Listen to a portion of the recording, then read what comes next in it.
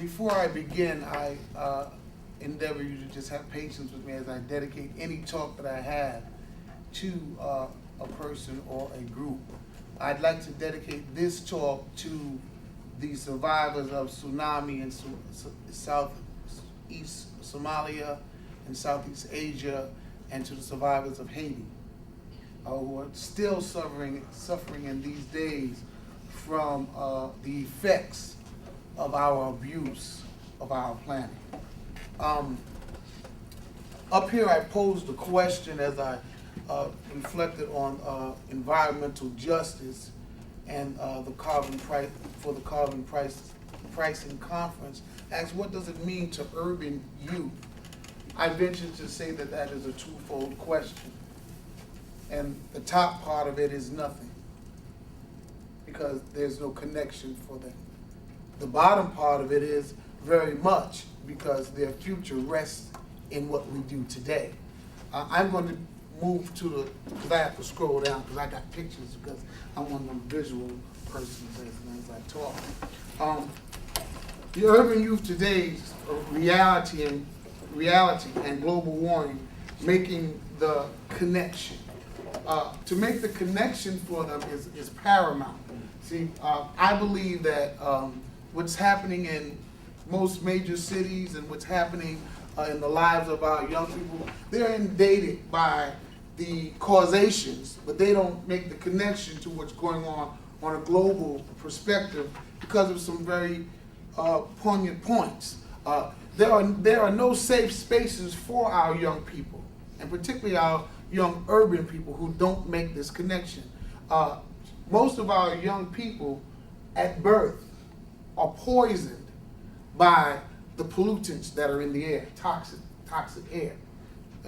This has been proven by other learned professionals. And that's why carbon pricing is important. But to them it's not important because they don't make the connection. So us who are here in dealing with the benefit of this conference, we have to find ways to make the connection for our young people, that they might be able to understand what the greenhouse emissions effects are on their personal lives. How many people in here have asthma? Poison in the air that we breathe is the causation for that. And what needs to be realized about that is that the challenge before us is for us to create a dialogue with our young people, that they can understand what's going on in the atmosphere, in the communities, as it relates to the country and its rules and regulations, as it relates to businesses and the lack of regulations, and as it relates to our own individual habits and what we've been taught. Here's the problem, and Dr. Mark Dysendorf, a lecturer out of New South Wales, he argues it pointedly, but highlighting 5 things that need to be dealt with. He says that we need to deal with carbon pricing. We need to deal with direct government funding towards alternatives, going green, if you will, or going green on projects. And he also talks about regulations and standards and goals that have to be introduced on a global stage. And then he talks about organizational change. But most important is education and information. Why is that most important?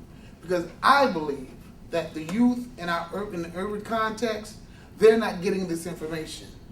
As a matter of fact, they're being miseducated or undereducated when it comes to what's going on with our planet and what's going on with their lives. Oh, yeah. You see what I have here? Their worldview is vastly different from ours. Their worldview vastly different from ours.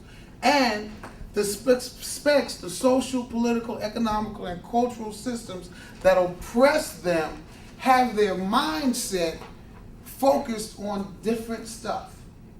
They're not even thinking about how emissions is affecting acid rain, how emissions are affecting the ozone layer. They're not even thinking about that. They're thinking about Gucci belts and how to attain things that their ability to earn doesn't even parallel. This is what we have to turn our language into, because this is what they see. Our language has to speak to their reality, that they can make the connection for themselves, and then they can start dialogue with one another, so that then we can do something that our brother James Henson was talking about when he talked about the youth mobilization. Because we need the youth to mobilize. We just don't need the youth, we need the urban youth as well. Because they have been taught to be consumers. They have been taught, thereby in being consumers, to be destroyers of the very earth in which we stand on. Not to replenish the earth. Not to give back, and not to nurture, and not to care for the earth. Their whole thinking is about what can I get, what can I take, what can I use, what can I consume. And we have to change that and get them back to a biblical understanding of what their responsibility is. For God said in his word that I've created man in my image. I've created a male and female. And then he instructs us what he wants us to do. He wants us to be fruitful and to multiply. And then look at this, look at this, look at this. He says, and then to replenish the earth. But that's not what our children are being taught in the public school systems. I can't talk about the private school systems. I wasn't there too long, but I was in the public school system. And in the public school system, they were not taught to replenish the earth. They were taught how to be consumers or how to be worker bees. Organizational change must take place on multiple levels, not excluding the educational system. Change must take place in every aspect of the human existence to substantially impact greenhouse effects on the global warming issue. Global adherence to a worldview. You ask a young person from an urban community, what is a worldview? They might just throw it right back at you. It's a worldview.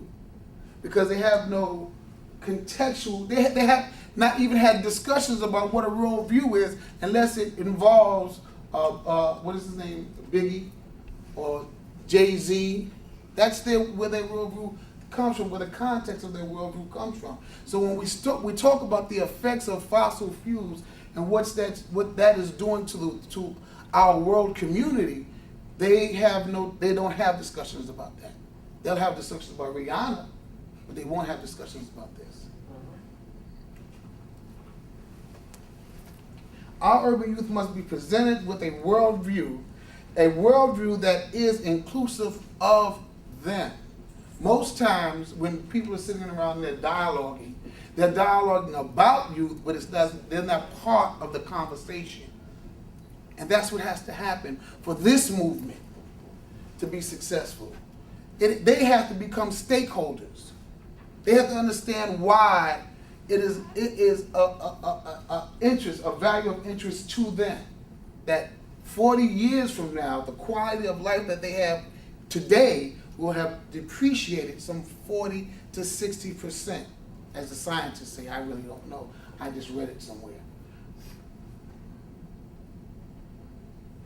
The way they appreciate life in the earth has to change to where now there's a reciprocity for what you give and what you take from the earth, that they can truly come to enjoy the earth and what it is. I didn't want this to be long. I wanted to have enough time with this discussion that it would stimulate even the young people that I brought from the urban community up here for this conference. Because what's important to me is that they see this, they hear us, and then they take that in their own language and go into the highways and the byways to start to disseminate the message as they understand it about the critical mass in which we're in now. Thank you very much.